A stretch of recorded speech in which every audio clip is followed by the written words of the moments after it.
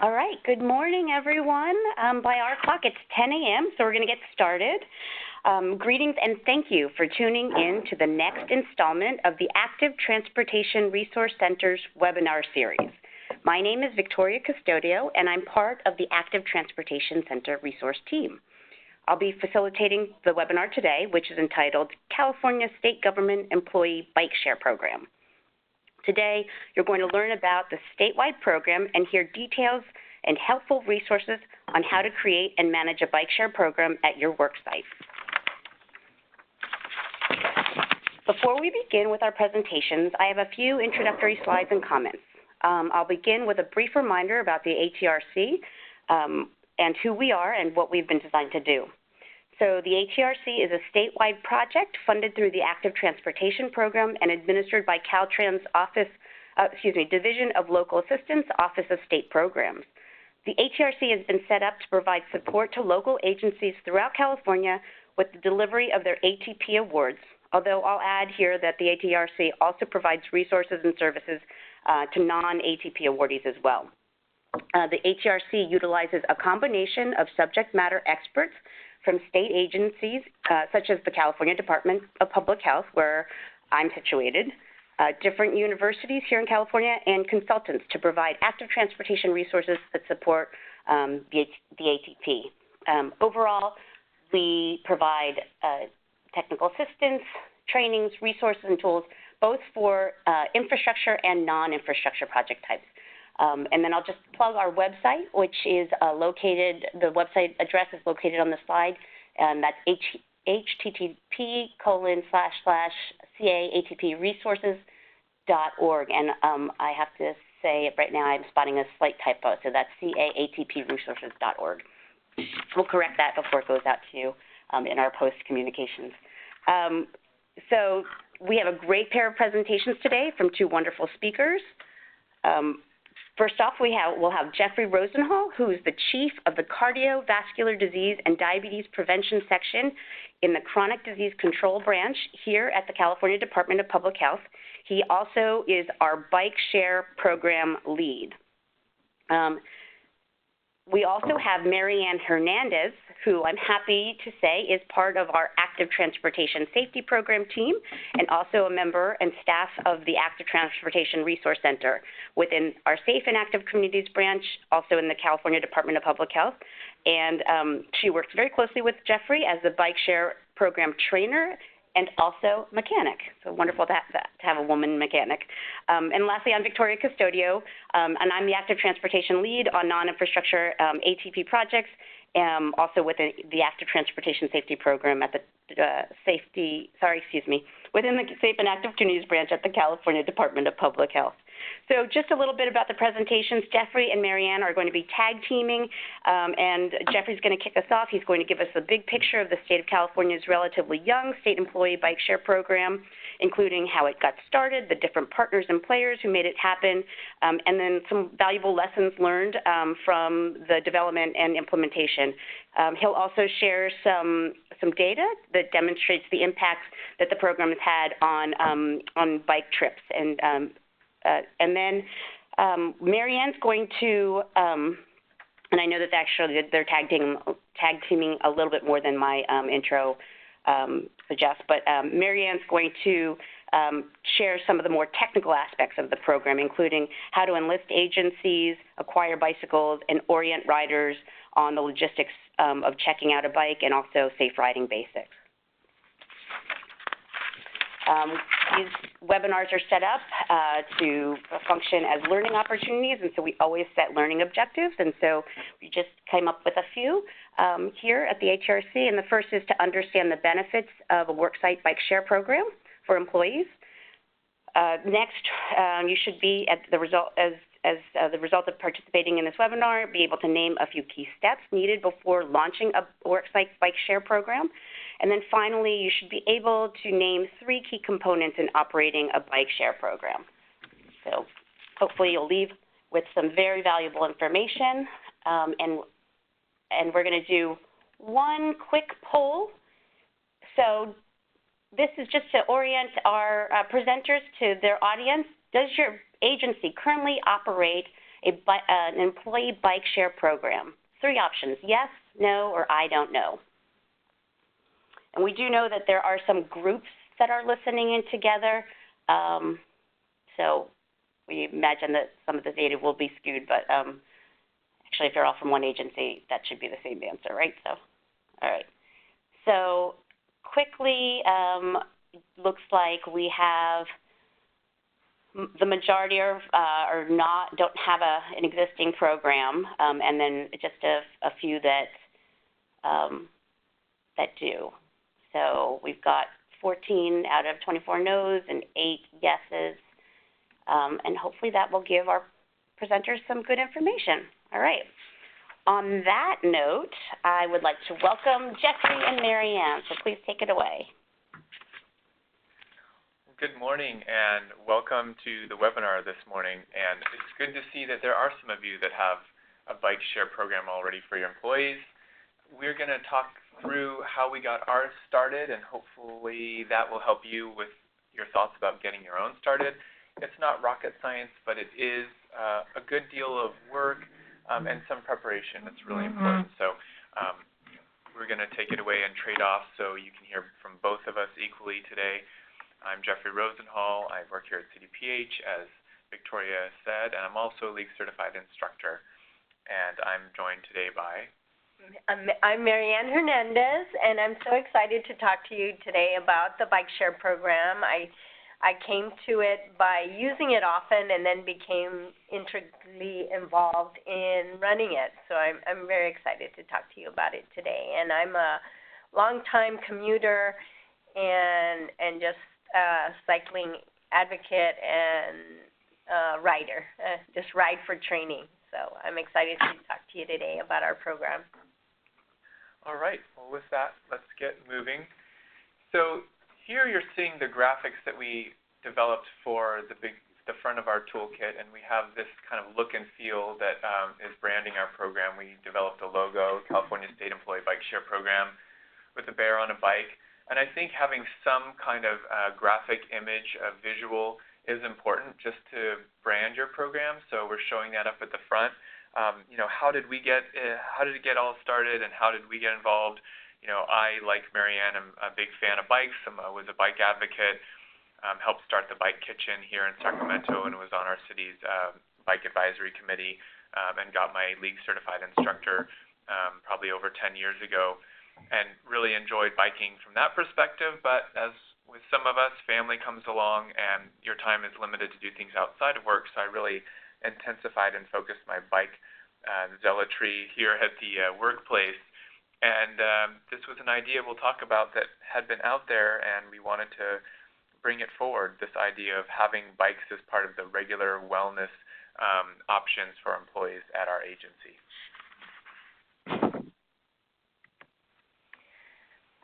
BikeShare is good for your employees and for many reasons. With physical activity, it helps you clear your mind, it increases your health. So of course we love to have BikeShare, but it also, and we'll talk more in detail about how it opens up time for you to get to errands, to perhaps shop, to go to restaurants, etc. So in turn, BikeShare in general is good for your employees and just good for your mental health. It's good for the environment, obviously, because we don't have to jump in a car to go here and there, and so therefore it decreases greenhouse gases and gas emissions. And it's just good for a business in general because you don't have the cost. If perhaps people can be reimbursed for cabs, you don't have that issue. Gas, you don't necessarily need a vehicle fleet, and it decreases health insurance costs.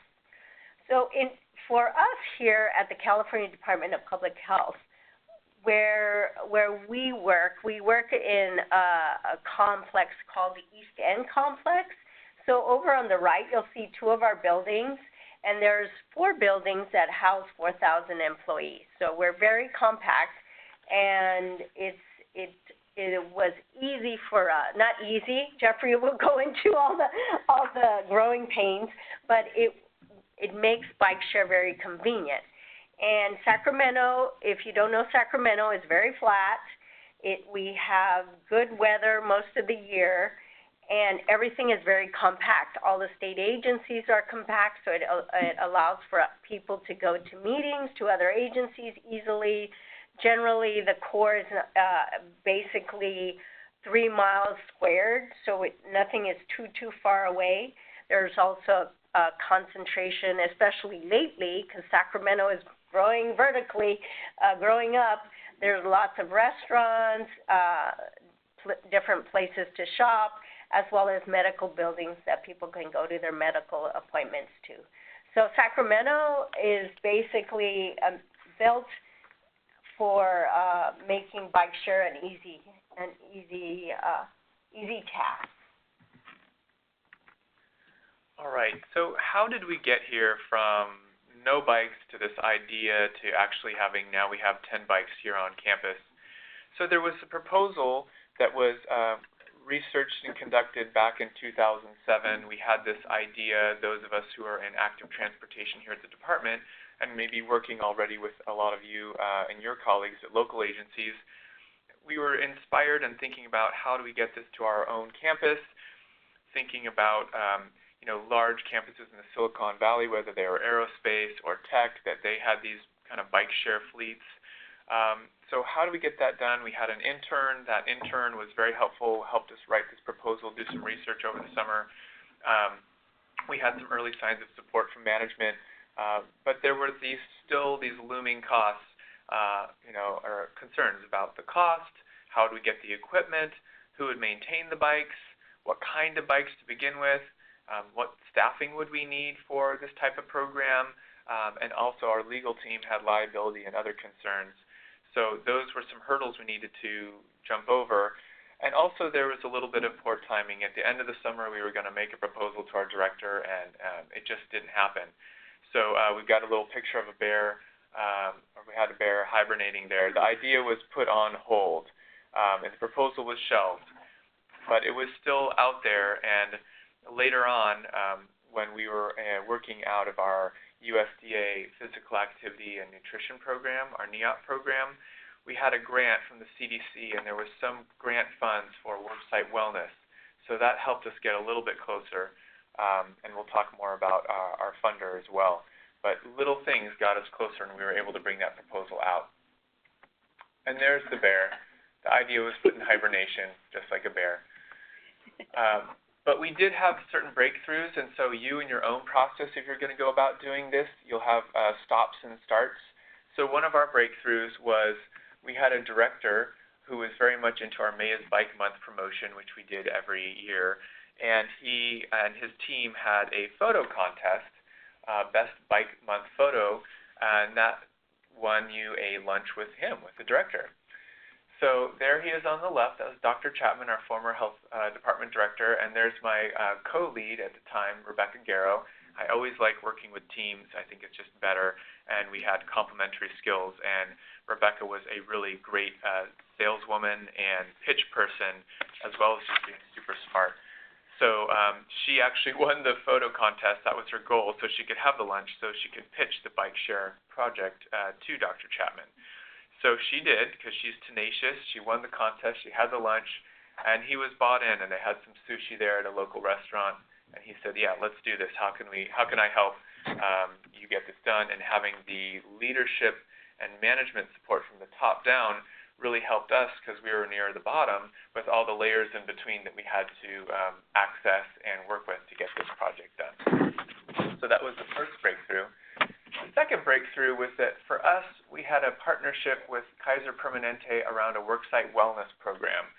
And it didn't feature BikeShare initially, so you might have some of these wellness programs already happening at your county or your city or your agency that don't have a BikeShare, but wellness is a good a foot in the door. So we had this, and they were doing all sorts of activities to get the employees here more active and eating healthier, which were fantastic, but none of them were BikeShare. So we had this proposal, remember, that we had developed in 2007, so now we're looking about 2013, and we were able to, in a hallway conversation, dust off that proposal, mention it to the Kaiser lead. They liked it. Sure, let's try a pilot program. And with the support of the director and some funds from Kaiser, we were really well on our way to getting it started. Those are some major barriers. We just needed to work through many of the layers in between, and we'll get to that. Next. As Jeffrey mentioned, there's many layers to implementing a BikeShare program, especially in a government, in the bureaucracy that is a government. And here we have listed some of them. Jeffrey spoke about having the leaders on board and bought in, supporting the program. We needed to find out from legal how we could assuage that concern about liability.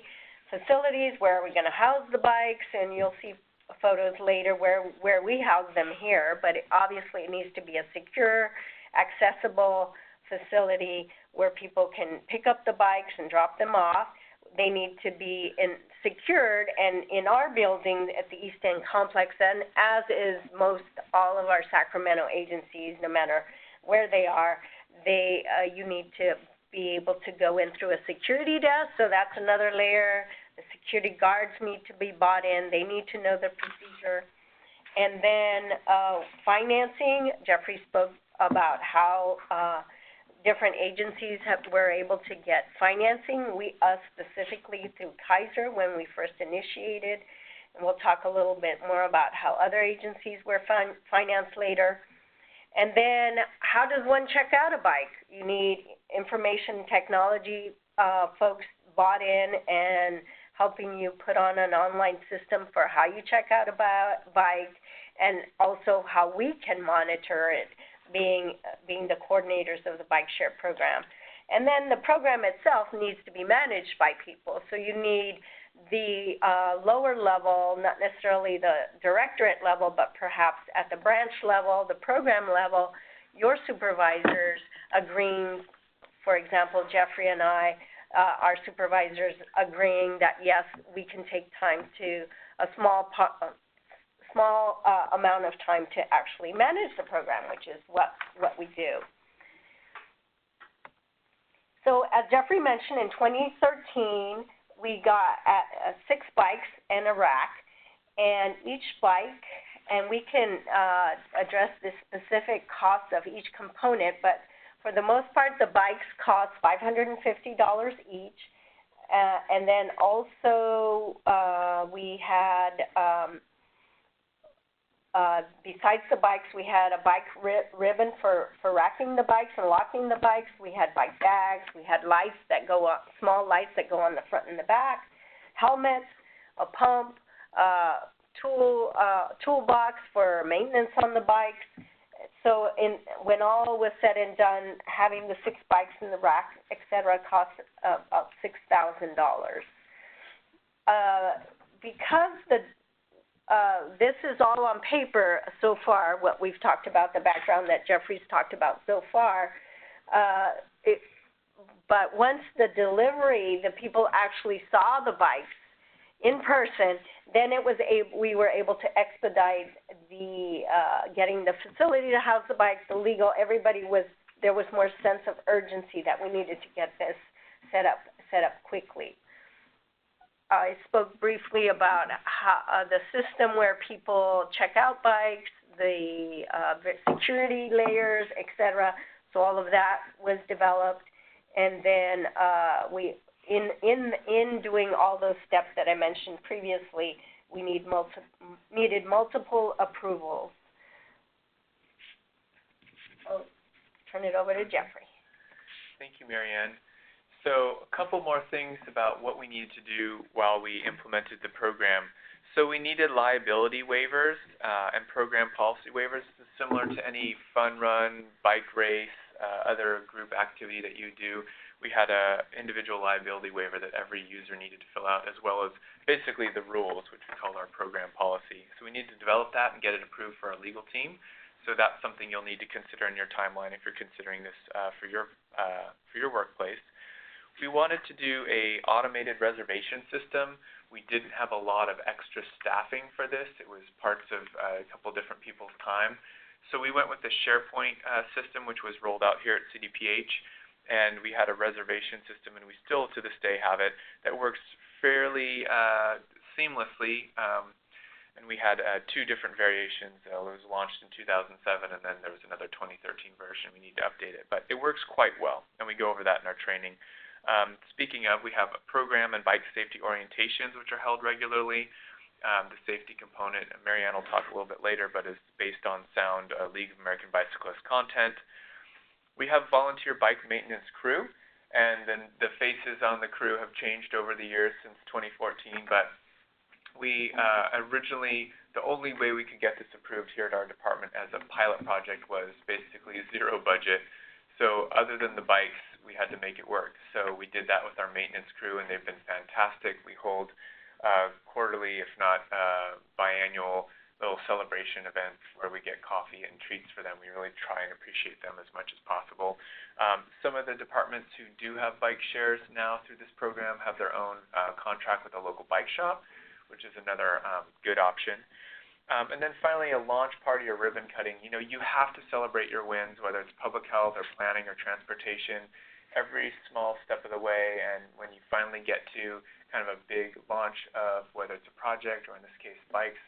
So we had the Chamber of Commerce scissors we borrowed. We had a ribbon. We had our health director cutting the ribbon and got some photo ops for Rebecca and myself, and had some local press and our bike advocates community there. So really trying to make a big splash out of it and get people excited. And this was during May. May is Bike Month. So we leveraged all of that good PR that we could. Going on just a little bit more in detail about what we did to support the program. So the training that we have is both safety, so it's a version of the Smart Cycling Clinic that the League puts out, and we condense it down, and then half of it is, during the hour-long presentation, is logistics. How do you actually check out the bikes here at our campus, from reservation to picking up the keys to helmets to locks to returning your bike. We also put out an employee BikeShare Program Toolkit for government agencies. That's a great resource if you're interested after this call to learn more and consider at your own site. There's the URL right there. You can Google it as well. Look up the toolkit. We put a lot of effort into that, and it has a lot of good information, some of which we're going over today. And then staffing of the BikeShare program. Really, the more the merrier. This is the type of program that just feeds off communications person. You have someone managing it. You have someone maybe working with the volunteers. Someone who's doing promotion, and someone who's in charge of maintenance facilities.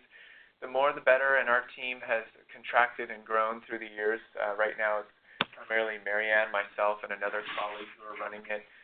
But again, you want to really consider who's going to be doing the work to keep it running smoothly, and who will be there to answer questions if they come up. This slide depicts the data that we collect every time a bike is checked out, which helps keep obviously making sure the bikes are used when there's ebbs and flows, and these are some of the data points that we collect. But before I go into that, I did want to cover just briefly, since I do teach the safety portion of the meeting, of our training. And so our training, we have in-person trainings. It depends on the time of year, how popular how popular BikeShare is. Obviously, in the summer and spring, people are more apt to ride more often. So we have these orientation sessions.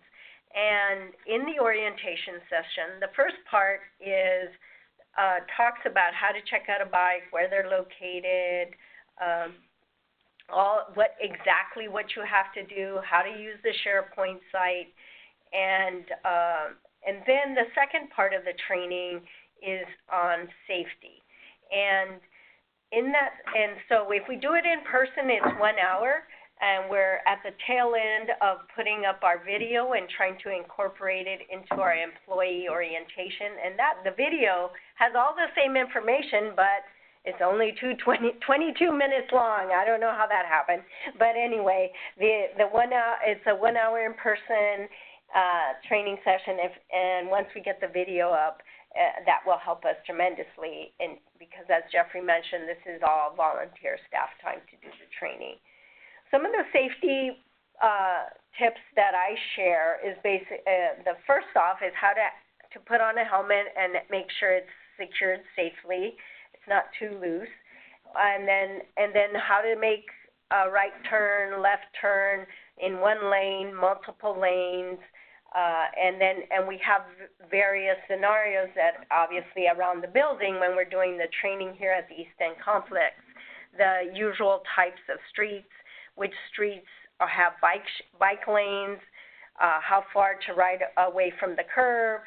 So all those practical safety tips, because I found when I train, there's always a few people in the audience who haven't ridden a bike for years and years and years. So, and then we have some that are already riding a bike at home or for training, so have more bike skills than others. So the actual riding the bike safely, making safe turns, when to not use a left turn, what to watch out for when you have a right turn, all those things that people need to know to ride safely. And also we talk to if the bike goes wrong, where to call, we'll come pick up the bike, et cetera, et cetera. So there are lots of details involved in the training. And it's just great to meet the people who want to ride and be enthused by them and also encourage them to use our program. So back to the data, we collect whether the folks here at the East End Complex are going to run an errand, whether they're taking the bike out just to get their physical activity for the day, and that usually obviously happens around noontime. And then we also we ask them, are you going to a trip? Are you taking the bike for work? When obviously we find out what the peak times are to check out the bike and what are the off-peak times. Generally, obviously, between 10 and 2 are the times that people check out the bikes the most. Jeffrey mentioned our the more the merrier maintenance team, and we do basic maintenance. It's not very complicated. If the bike does need further maintenance, bottom bracket, pedals loose, not pedals, but cranks loose, then we take it over to a local bike shop that's catty corner to us. The basic maintenance that we do is we check the tires, we make sure the gears are shifting correctly, air in the tires, the tire wear, make sure they have the lights, none of them have gone missing, the ankle bracelets to keep the pants folded up so you don't get dirty riding the bike. So those are the kinds of maintenance, and we log everything that we've done on the bikes and note any problem issues. You see the acronym here, BIG. BIG stands for State Government BikeShare Implementation Group, and I'll talk more about them and specifically who these agencies are in the next slide. But we do have quarterly meetings where we bring in all the agencies that are using BikeShare, and then it's just basically to offer support. Often we'll call in, ask for a couple of the agencies to present on their successes and perhaps some of the barriers, and it's just used as a learning opportunity and also encouragement opportunity for other other agencies that implement BikeShare. The next slide gives a list of the agencies. Obviously, Caltrans has a wonderful BikeShare program. They're sort of at the other end of the downtown corridor. We're off of 15th, and they're on 30th, and so they're at the other end, and they have a large cohort that uses their BikeShare program. As we mentioned earlier, Jeffrey and I are at number 11, the California Department of Public Health and the Department of Healthcare Services here at the East End Complex. We also have a satellite office for California Department of Public Health in Richmond. That's our latest addition to BikeShare, and it is a heavily used program. They're right there along the bay, and they ride their bikes a lot at lunchtime for exercise. And just to get a sense of how clustered we are, you'll see here the BikeShare, the stars show where the BikeShare different agencies that have BikeShare programs. We also, the stars off to the side are agencies in other areas, West Sac, Napa, and Rancho Cordova. So there are many agencies who implement our BikeShare program. And our goal is to have a BikeShare program all across the state, because as we know, state offices exist all throughout the state. Thank you, Marianne. All right, so let's go through a couple, some stats on the system. So we've been working on this since July 2013. So we've been in existence for about 4.5 years now. Just yesterday, we hit our 5,000th trip here for our East End complex campus. So 4,000 employees here. We've got about 10% of those are using the bikes, and we hit our 5,000th trip, so we're pretty excited about that. We've done these trainings that Marianne went into detail, these in-person trainings. Over 50 of those, basically one a month, give or take. And as she mentioned, we're trying to move towards a video training that we have shot and edited. We're trying to just go through the final approvals, get it uploaded. So that'll increase the flexibility for employees to just take the training in their desk when they're ready, and then sign and scan those waivers and send them in. So we're working on that. It's also just logistically, it can be challenging to do in-person trainings all the time, even though we love doing them, and we feel that they do really deliver a good amount of the content. We've had no reported injuries. We've had one in-service flat tire, and that was a real doozy. It was stuck over at City Hall, so we went and retrieved it.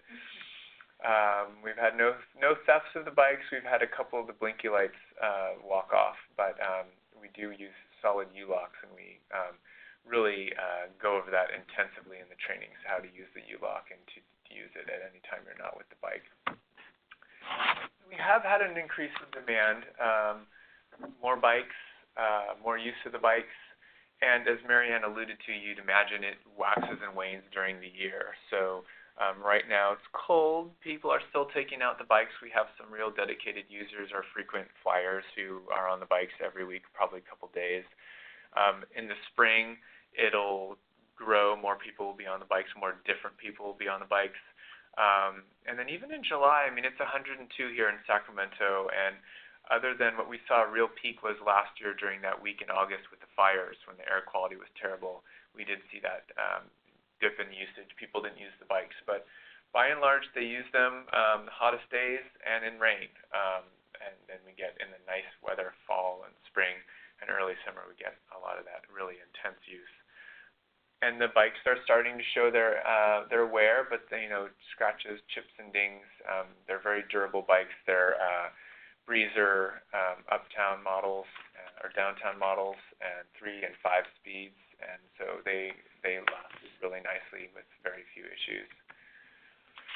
And we have added bikes through the years. We actually added a couple more. We started with the 6-bike main kind of pod that is the base system for all of these different state agencies, and then we added 2 more, and then we actually added a trike to for those employees that hadn't been on a bike in a long time and had balance issues, or maybe were recovering from an injury. So we actually have 10 bikes now, 9 traditional bikes of different sizes, and 1 trike. And so we were able to expand through the good fortune of having a partner like Kaiser, and we did basically a mini request for applications process to other state agencies in and around the city core, but also, as Marianne mentioned, outside of the city core, we have Napa, we have Rancho Cordova, West Sacramento, and this last year we added Elk Grove. So we're expanding, which has always been the goal. So we had funds for a couple systems in 2015, 16, 17, 18, and then we just finished up with just a couple systems here in 2019. So as of 2019, actually, updated information, we have over 15 agencies now have a BikeShare system, which is great, and we have those BikeShare implementation group meetings quarterly that Marianne mentioned. Share what's working, what's not, promotional ideas coming up. May is Bike Month. We've held celebrations on the west steps of the Capitol in different odd years. This year will be our 5th year, so we'll probably hold a celebration there to just celebrate the BikeShare. And we estimate here in Northern California, we have definitely over 16,000 employees that have access to the bikes, whether they want to or not, whether they take the training and get registered is up to them. But a lot of people with free access to a bicycle during their workday for just exercise or for errands or to run to a work meeting in another part of town. And we've got about probably 130 bikes now that are in service across this part of the state. So I'm really excited about that. So one of the things that I just wanted to show, here's a group from, I believe this was Department of Education, picking up their 6 bikes. At least the initial deliveries of the bikes when they were in and around downtown Sacramento. The bike shop was located in Old Sacramento, which is right near the river. We had all the bikes picked up by employees. They were not delivered by vehicle. They were picked up and biked back to their home agency. It really sparked the enthusiasm. They were excited about it, made for great photo ops, and all of that internal marketing that got people excited about the bikes really helped kick it off. And as we've expanded beyond, in Richmond, we had to have the bikes delivered there via van or truck, but the local ones, we tried to have those all done in person, and the employees really loved that. And so one more picture just to show, here's employees from the Department of General Services coming back from central Sacramento, the Capitol in the background, across the iconic Tower Bridge, which is in Sacramento, kind of our jewel covering the river, going towards their DGS facility in West Sacramento, and they had to take a photo shoot. We weren't involved in the photo shoot. They're stretching across a couple lanes there,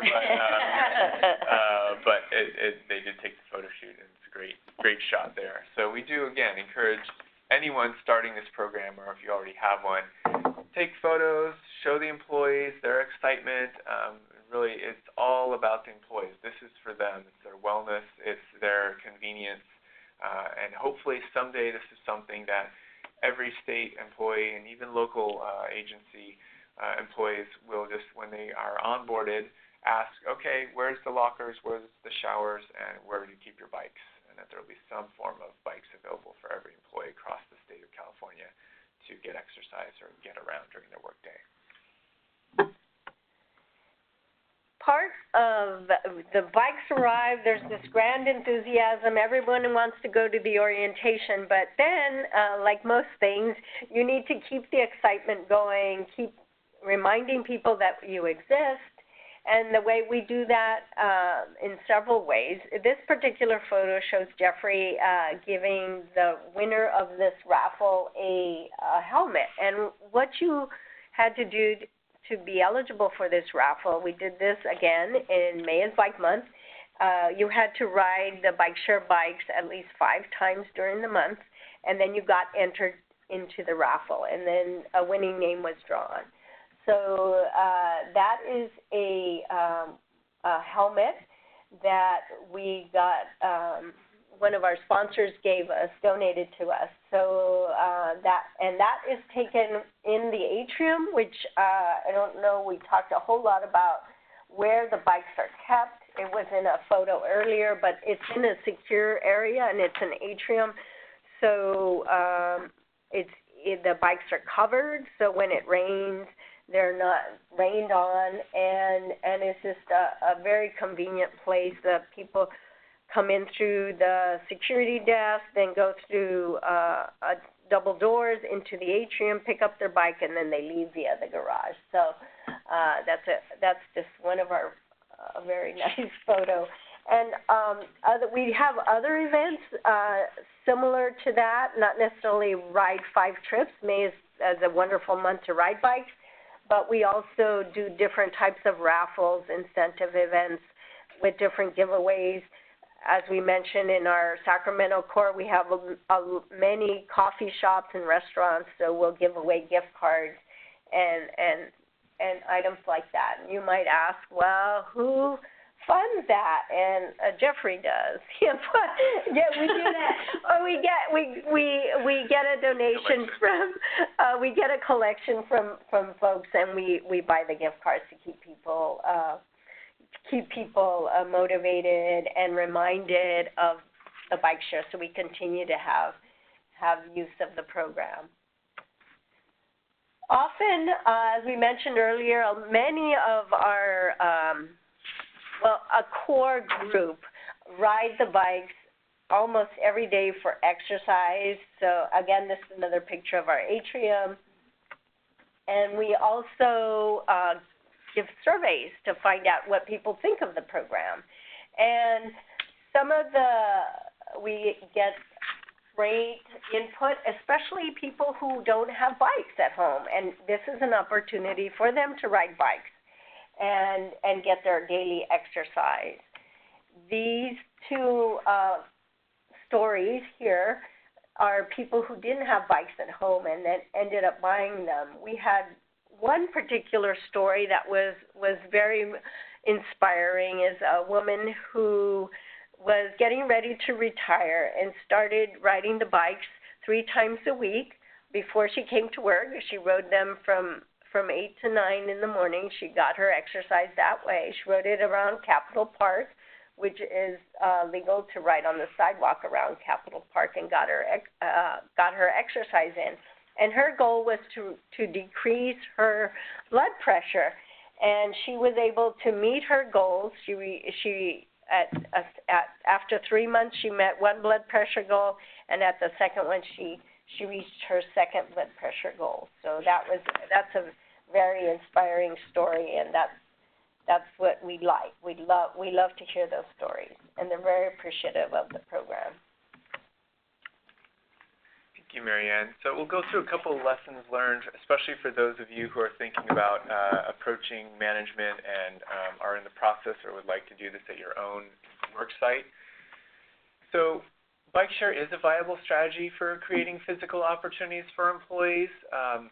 It's relatively easy once you've got it set up, and employees really appreciate it. And in the work that we do here at the Department of Public Health, and certainly you all do, it's just a natural extension of what we're trying to do on the street or in the community, and modeling that here at our employee sites.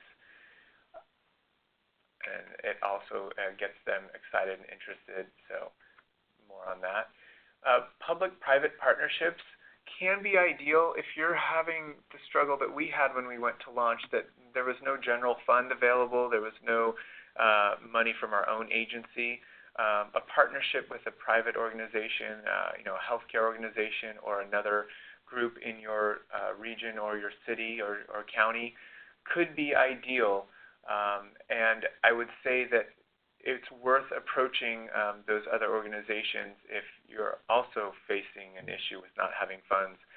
And in our case, Kaiser did not want to have their logo on the bicycles, but I would think that could be a strong incentive for a potential partner in your area to say, hey, we want to do this for our agency, and we put your logo or even get bikes in your branded color, and so then that's a little bit of cross-promotion that your sponsor could get throughout the program. Some other takeaway messages. Create opportunities. You've got to look for ways to, if this is your plan, if this is a goal or desire of yours at your work site, how are you going to get it done? How are you going to find things that are going to promote this idea? And we talked about meeting with the directorate, taking advantage of May is Bike Month, any opportunity that you have, be thinking about how you can leverage it. Finding the right champions. The champion is essential. Because typically, even though we think it's a good idea at the staff level, it's not something that is going to go anywhere if there's not support, at least at the upper management level. So seek out and find those champions. Play a little defense, strategize and prepare for cynics. This is really just the idea that you want to ask the questions to yourselves that others will ask of you, and make sure that you have answers. And if you don't have answers, go out and find some good answers to those questions, because as soon as we started bringing this up, you get all sorts of questions, and if you don't have a good answer, that could be the end of your meeting. And what you want to get is get to that meeting and get to the next meeting so that you can build more support and have another meeting scheduled. So come prepared. Think about things before you start meeting with folks. Many of us on the line, and certainly us here in the room, are in a bureaucracy. Those of us who are dedicated public servants appreciate why it's there to some degree and work our very best magic within that bureaucracy. But just prepare yourself. It's going to take some time. It's going to take some months before you're able to launch your project. Demonstrate whatever your values are of your agency, whether it's health, wellness, mobility. Make sure that this project ties in with the core values of your agency so that you can always refer back to that. It makes it harder for folks to say no when you're saying, hey, this gets us to where we want to go with our agency. This helps us and our employees lead by example and walk the walk, or bike the bike in this case. And celebrate wins. This gentleman here in the picture, this was actually during our May is Bike Month celebration in an alley near our workplace where there's a bike shop and a coffee shop, so we always hold our May is Bike Month Energizer station here. This gentleman happened to be walking by. He works at the Department of General Services. He had installed bike racks at our site earlier in the week. So we grabbed him, we got him some coffee, we thanked him, we took a photo shoot there with him, a little photo op. But he wasn't necessarily involved with the BikeShare, but he was someone who was supporting through his enthusiasm and his good attitude, promoting biking at our campus. And he installed a couple bike racks that month, so we just wanted to give him props, and we were really appreciative. And commitment is key. You've got to be committed to the goal, and communication is even more key. To get this done, we had basically December 2013 through May 2014, so we had a very tight timeline, 5 or 6 months. We needed to be constant communication, my partner and I, as well as with upper management and then our middle management. So we couldn't over-communicate about this, and trying to keep everyone in the loop, avoid surprising people, taking feedback that we got or questions we got back to our core team, coming up with answers and messaging them out. It was a lot of shuttle diplomacy and really being very, very on top of things to get this launched. And finally, we wanted to make sure that you were reminded again that we have this toolkit. There's the URL. You can find it there. It's on our CDPH page. And I think you could probably Google it and find it as well. It was part funded by our last CDC grant, which had a physical activity component. We do have logos for each of the participating state agencies. So we have ones that have CDPH under the bear. We have ones that say DGS or Caltrans. And that's something that we had done by our in-house graphic designer and shared with all the different departments so that they could use it for their own branding. And again, we had our graphic designer come up with different ideas, and we, kind of worked with our partners on our implementation group, and we kind of came up with this as the best one, and we like it a lot. So we keep that going. Perfect. And I think we're going to keep the last slide up, Jeffrey, and if we could pull up the question and answer box right now. We've got about good 10 minutes before we need to wrap it up. So this is the point in the webinar. If you've got questions for Jeffrey and Marianne, we encourage you to ask them in our question and answer box, so you can put in your questions there.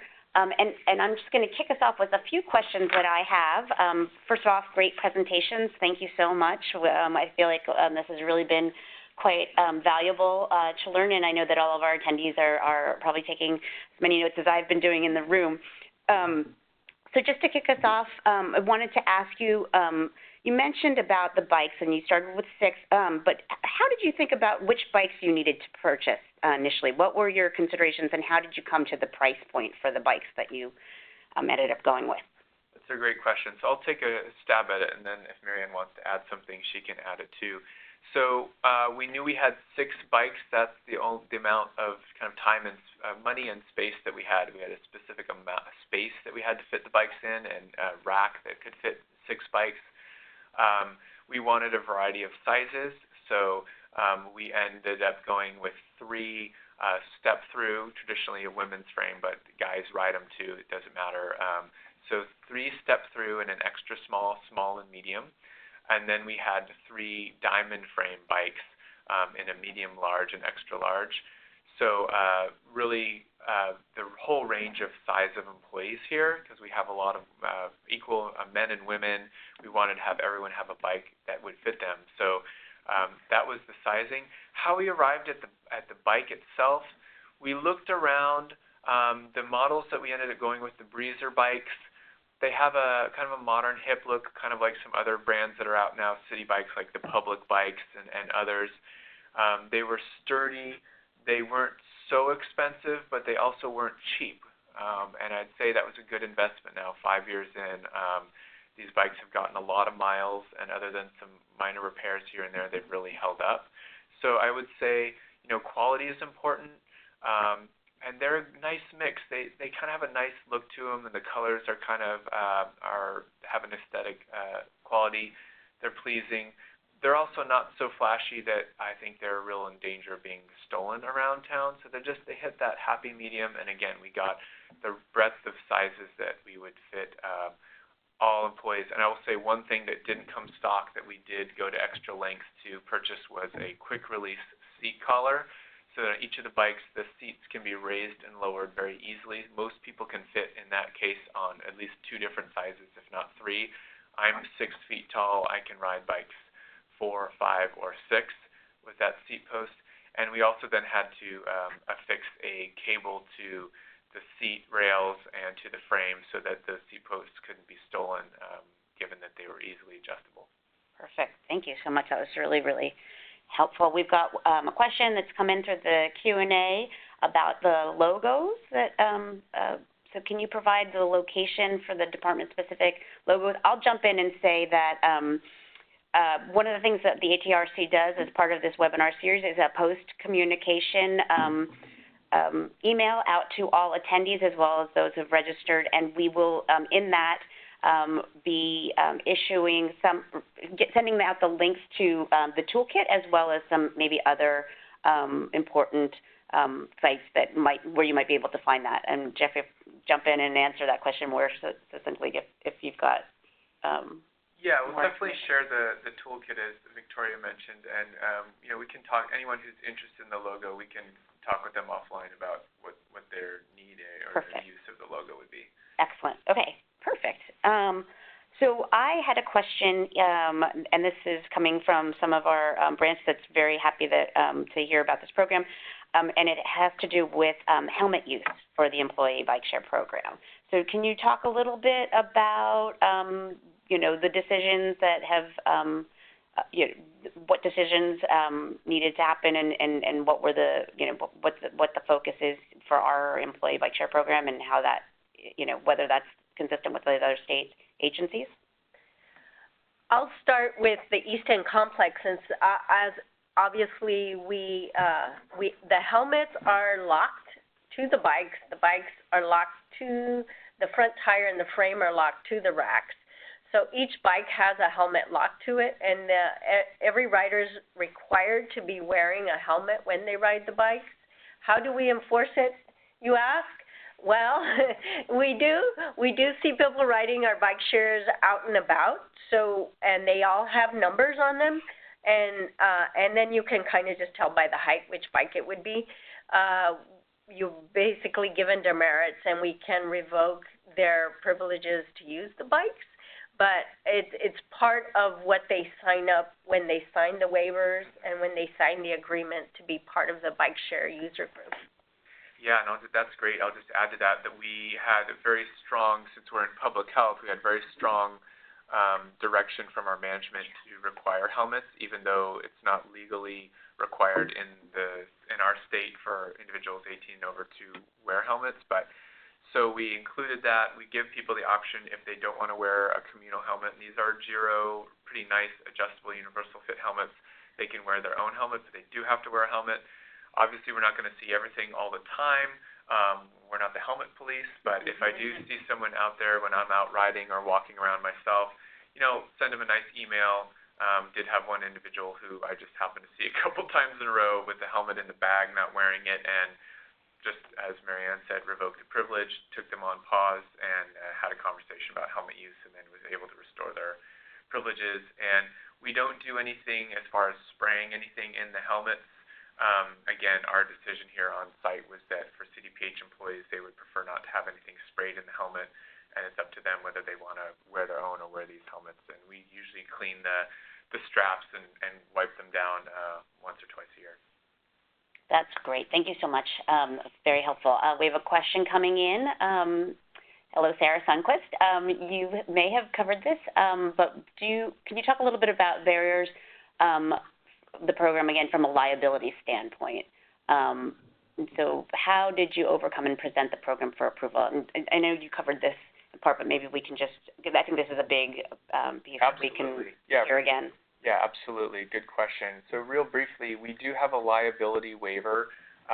We have on site here, we have a couple rooms that employees use for physical activity during the noon hour. They don't have any machinery, but they're able to do their own classes, and they're led by other employees. So we already had on file a liability waiver that these fitness center users were using. So we were able to take that and modify that. That waiver had to get approved for our Office of Legal Services, and I would say in that December 2013 through May 2014 launch timeline, that was one of the biggest hurdles. We were just constantly working with our legal services, working with management to make sure that they were okay with it. The funder, Kaiser, also needed to sign off on it. So that did take a bit of work, but it is a standard liability agreement. We can share that with you if you're interested. And that was one of the key linchpins that needed to be handled in order for this to move forward. Wonderful. And just having reviewed the toolkit before our webinar today, you do have the waivers and procedures and protocols kind of included in the toolkit. So again, the link on the screen will be a great resource, and we'll get that out to you as part of the post-webinar communication. Correct. And I have one other question that, while it's not been asked, I'll just say really quickly about regional bike share. We have them in Sacramento now. We have jump bikes. Other communities have these regional electrified or non-electrified bike share bikes. Initially, 5 years ago, the concern was that our bikes wouldn't be needed because we'd have these other bikes. Luckily, we got approval and we launched our program because it took 4 years to get those bikes here in our town. I think they're very complementary. You have, I think, employees using a free resource in our bikes here during the workday, getting used to the idea of shared transportation, shared bike, and then during the off hours, after hours, or on the weekends, I think they're going to be more amenable, more comfortable using those jump bikes, and they might use them to, get to the train station or get to light rail or get home on a night when, they don't have a car. So I think those are real complementary. Very good. We do have a comment that's coming in from one of our participants, and we really appreciate it. I want to make very clear that we're not endorsing any particular brand of bicycle or helmet, and it's really, Jeffrey talked about the team approach to kind of designing the program and looking at products, and I think, these are really important things to consider. Different retailers and what their products are able to do for your program and other considerations as well. But I appreciate that comment, Corey. So let's see. We have 2 minutes left, and not seeing any more questions on the chat, I'm actually going to wrap us up and move to the next slide.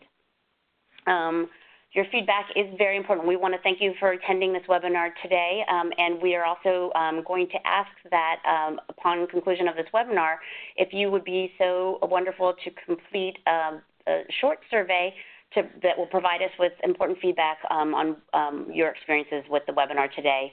I mentioned repeatedly that we will do a webinar communication, and in that you'll be asked if you are interested in receiving any kind of additional technical assistance from the Active Transportation Resource Center. So please don't be shy. We are here to support you. All of the local jurisdictions throughout the state, we are here to advance the goals of the Active Transportation Program and support healthy living through physical activity and injury-free living. And I'll just say thank you to our wonderful presenters. I am so pleased to feature both of you. I'm so proud of you as a colleague here at the California Department of Public Health to see that, this program is where it's come from and how it's grown. I'm a user of the system. I think it's absolutely wonderful. And just can't thank you enough for sharing your expertise. The contact information for both Jeffrey and Marianne are here, as well as mine. So on that note, want to thank you. Thank you for joining us for this past hour. And we will be posting a recording of this webinar on the ATRC website. Thank you, and have a great day, everyone. Great. Thank you. Have a good day. Thank you.